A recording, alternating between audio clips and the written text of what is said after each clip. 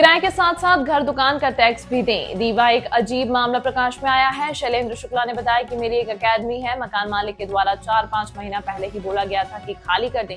जब मैंने खाली करने के लिए गया, जब वहां पर जितना हिसाब किताब था पेमेंट क्लियर किया, जब मैं सामान लेकर जाने लगा तो बताया गया कि हमारे घर का टैक्स आया है तो आपको भी देना पड़ेगा। अगर आप टैक्स नहीं देंगे तो सामान ले जाने नहीं देंगे। और मैंने पहले ही बताया था कि मैं खाली करने वाला हूँ और मुझे 1 महीने पहले से दबाव बनाया जा रहा था, टैक्स का पैसा दीजिए। तब मैंने बताया कि ऐसा कोई नियम ही नहीं है कि कोई किराएदार किसी घर या दुकान का टैक्स भी दे, जो नियम गलत है। मैंने पूरा पैसा यूपीआई के द्वारा दिया, पूरा हिसाब है, थोड़ा बहुत जो बचा होगा उसको मैं देने के लिए तैयार हूँ। मैं पूरी ईमानदारी से दिया, मैं एक शिक्षक हूँ, मैं झूठ नहीं बोलूंगा, गलत नहीं करूंगा।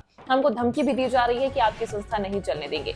अभद्र शब्दों का प्रयोग भी किया जा रहा है, जिसकी ऑडियो रिकॉर्डिंग भी मेरे पास है। मैंने अपना लगभग 70% सामान निकाल लिया है। मकान मालिक के द्वारा बताया गया है कि अगर आप टैक्स का पैसा नहीं देंगे तो आपका रखा हुआ रिकॉर्ड नष्ट कर देंगे, सामान बेच देंगे, जिसकी मैं शिकायत अमहिया थाने में की।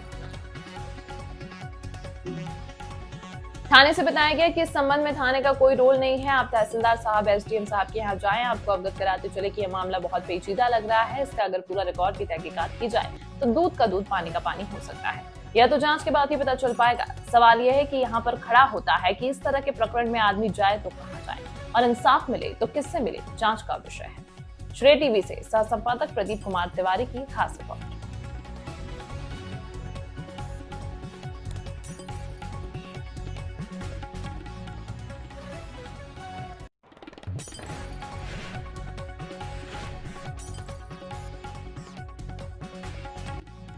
नमस्कार।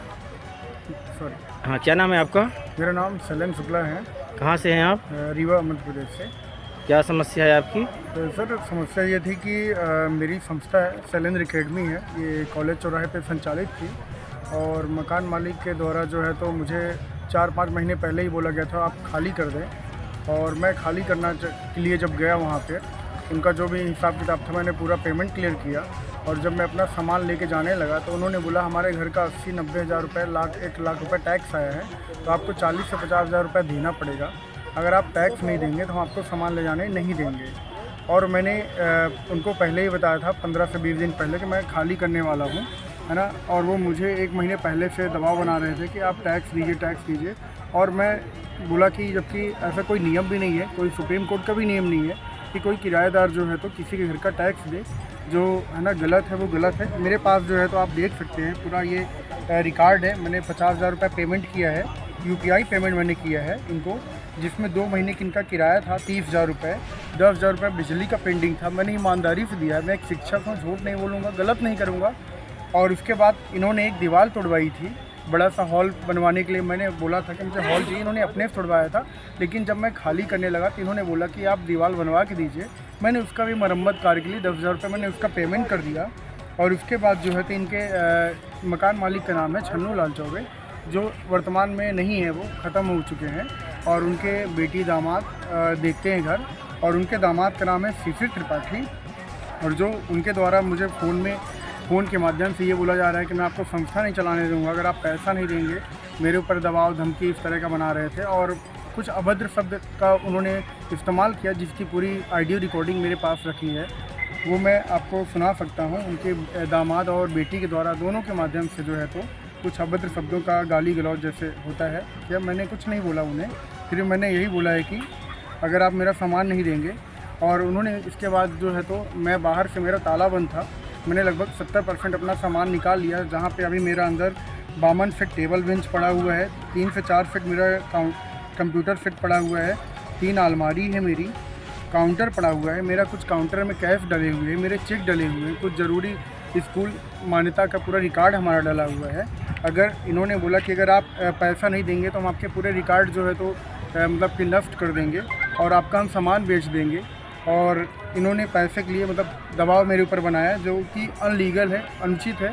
कि कोई मेरे भी जान पहचान में ऐसे बहुत से लोग रीवा में हैं जिनका खुद का घर है, किराएदार रहते, कभी उन्होंने टैक्स नहीं मांगा है और जिस चीज़ को लेके मुझे दबाव बना रहे हैं। अब जब मैंने अमैया थाने में बताया ऐसे मामला है, तो उन्होंने ये बोला कि ये जो है तो थाने का कोई वो नहीं है, इसमें रोल नहीं है, आप एसडीएम से मिलिए, तहसीलदार से मिलिए। जब मैं वहाँ पे गया तो है ना, अभी तो छुट्टी पे थी मैम, और वहाँ पे थाने से पूरी तरह इग्नोर कर दिया गया है कि हम आपका सामान नहीं दिलवाएंगे। और जब हमने बोला कि तो मैं क्या करूं समझौता के तौर पे, तो उन्होंने ये बोला कि आपको 40,000 देना पड़ेगा तभी हम आपका सामान देंगे। और मैंने इस चीज़ को लिए इग्नोर कर दिया कि मैंने पूरा 50,000 रुपये पेमेंट किया, जिसका रिकॉर्ड आप देख सकते हैं मेरे पास। ये पूरे मैंने UPI पेमेंट किया है। हाँ, 20,000, 15,000, 8,000, 7,000, 4,000, इसमें 3,000 रुपये कम है 50,000 में, वो मैं दे दूँगा, कोई दिक्कत नहीं ईमानदारी से।